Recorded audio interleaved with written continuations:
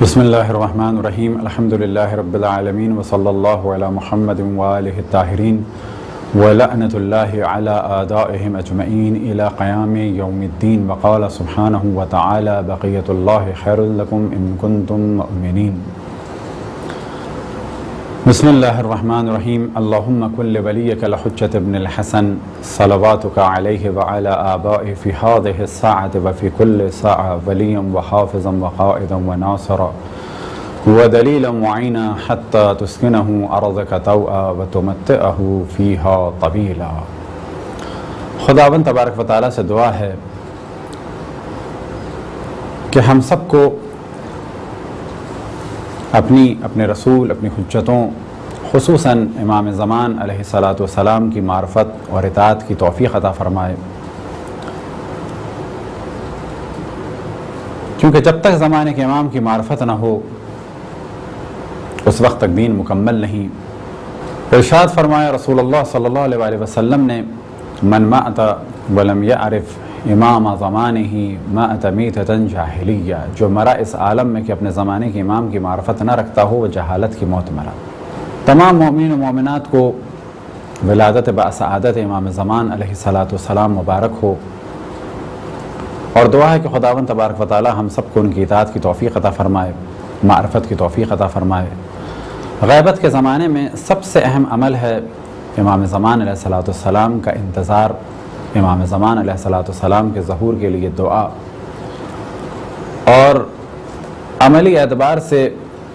ایک اہم ترین عمل کہ جو تمام انبیاء اور تمام ائمہ علیہم السلام کے دور کے لیے اور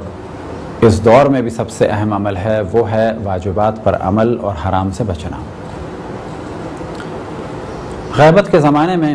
کثرت سے امام زمان علیہ السلام کا ذکر کیا جائے، امام زمان علیہ السلام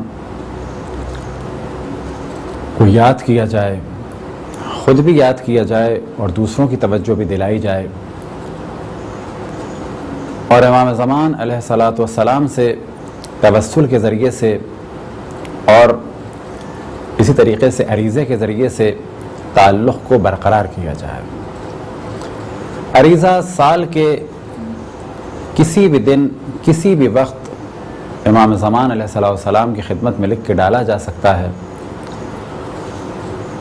اور عریضہ ڈالنے کے لیے جو چند جگہیں کہ جن کا ذکر علماء کرام نے فرمایا وہ یہ کہ دریا میں ڈالا جائے، نہر میں ڈالا جائے، یا سمندر میں ڈالا جائے، یا کنویں میں ڈالا جائے، یا کسی بھی معصوم کی ذریعے میں ڈال دیا جائے۔ اب دریا یا سمندر یا کنواں تو اس جانب توجہ رہے کہ وہ پانی نجس نہ ہو، اسی طریقے سے ایسی جگہ نہ ہو کہ جہاں پر کسی بھی مقدس ورق کی، چاہے وہ قرآن کا ہو اور چاہے وہ عریضے کا ہو، اس کی توہین نہ ہو۔ فرض کریں کہ کنویں میں عریضہ ہم ڈالتے تھے اور اب اس کنویں میں کوئی نجاست ہے، تو اب اس کنویں میں عریضہ ڈالنا صحیح نہیں ہوگا۔ اسی طریقے سے اگر کنویں میں عریضہ ڈالتے تھے، نجاست تو نہیں لیکن اور بہت ساری گندگیاں ہیں، تو ایسی صورت میں بھی کہا جائے گا کہ ایسی صورت میں بھی عریضہ ڈالنا صحیح نہیں، کیونکہ یہ ایک مقدس ورق کی یا لکھائی کی آیت قرآن کی توہین مانی جائے گی۔ ممکن ہے کسی کے ذہن میں سوال آئے کہ دریا یا سمندر یا نہر نجس ہو سکتے ہیں، تو جواب یہ ہے کہ دریا یا سمندر یا نہر کچھ دیر کے لیے بلا شک کچھ حصہ ضرور نجس ہو سکتا ہے۔ فرض کریں کہ ایک چھوٹی سی نہر میں کئی بکروں کا خون ڈال دیا جائے تو جتنا حصہ لال ہوگا وہ نجس ہو جائے گا، اور جب تک وہ لال ہے اس وقت تک وہ نجس ہے، اور جب تک وہ نجس ہے تو اس میں کوئی بھی مقدس چیز ڈالنا منع ہے۔ اسی طریقے سے اگر کسی دریا میں نجاست ڈالی جائے، فرض کریں گٹر کا پانی ڈالا جائے، تو خود بخود ایک خاص جگہ بن جاتی ہے کہ جہاں پر پانی متغیر ہوتا ہے۔ فرض کریں کہ یہ دریا بہہ رہا ہے، یہاں سے گٹر کا پانی آ رہا ہے،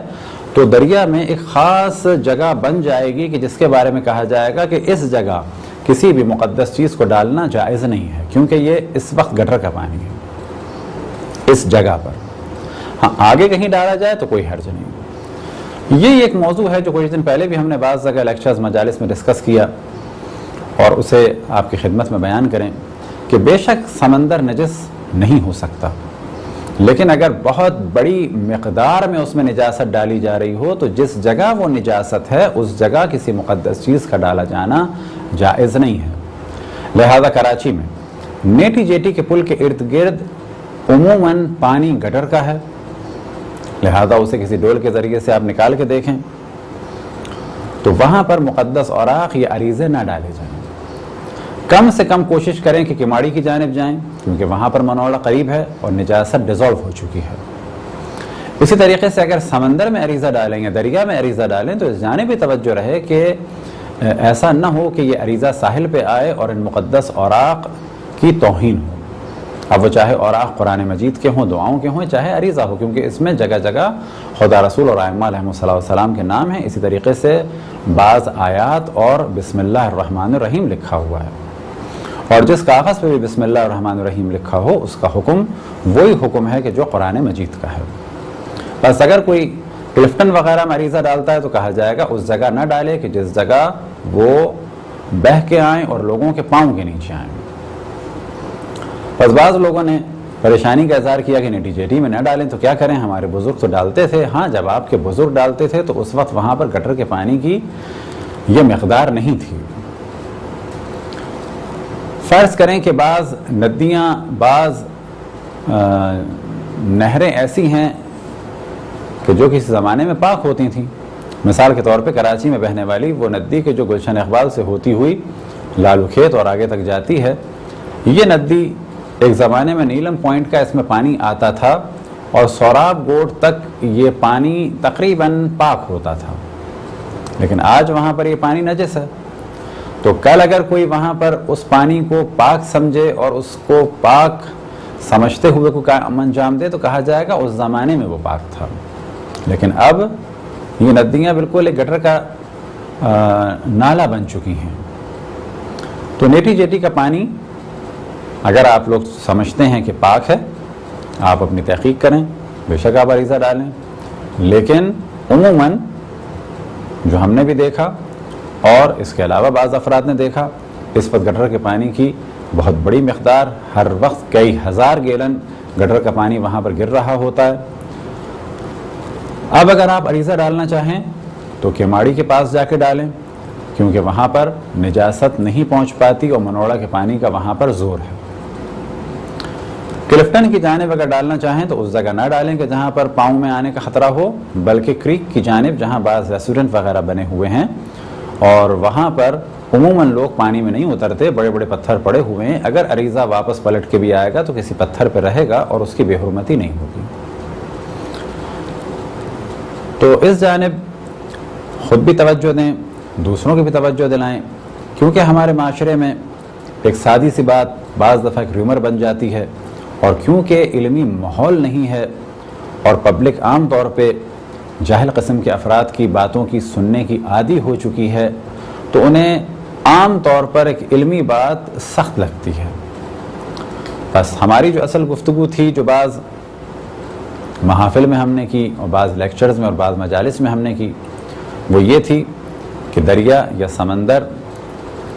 یا نہر نجس نہیں ہوتے، لیکن اگر اس میں نجس پانی پڑ رہا ہو تو جس جگہ یہ نجس پانی ہے تو جب تک یہ ریزالو نہ ہو جائے اس جگہ اوراق قرآنی یا مقدس چیزوں کو ڈالنا صحیح نہیں ہے۔ اور نیٹی جیٹی میں عام طور پر گٹر کا پانی ہے،